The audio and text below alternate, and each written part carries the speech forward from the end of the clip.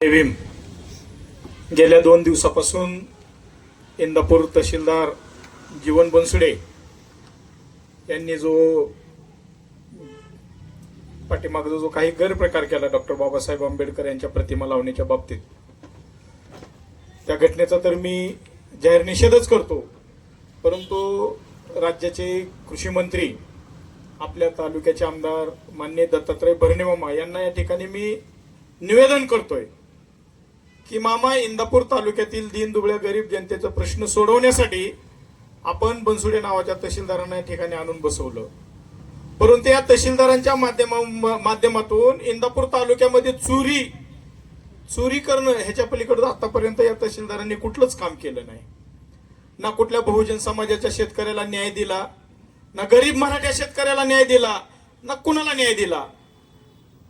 मामा, ज्या जनतेच्या आशीर्वादावर तुम्ही इंदापूर तालुक्यामध्ये आमदार झाला, 2014ला ज्यावेळेस तुम्ही विधानसभा जिंकले आणि विजयी सभेमध्ये तुम्ही आपलं भाषण केलं की इंदापूर तालुक्यातील दलित, बहुजन, शोषित, पीडित या बहुजन समाजाने मतदान केलं आणि महाराष्ट्राच्या विधानसभेवर पाठवलं.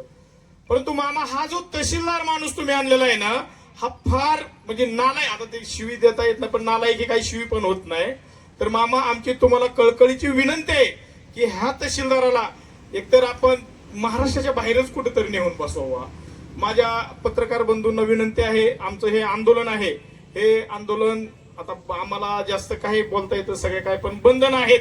पण तुम्हाला एक आनंदाची गोष्ट सांगतोय की आमच्या आंदोलनाला जवळजवळ 90-100% यश आलेलं आहे. 2 दिवसातच या तहसीलदार महोदयांची बदली इंदापूर तालुक्याच्या बाहेर होत आहे. हे यश आपलं आहे.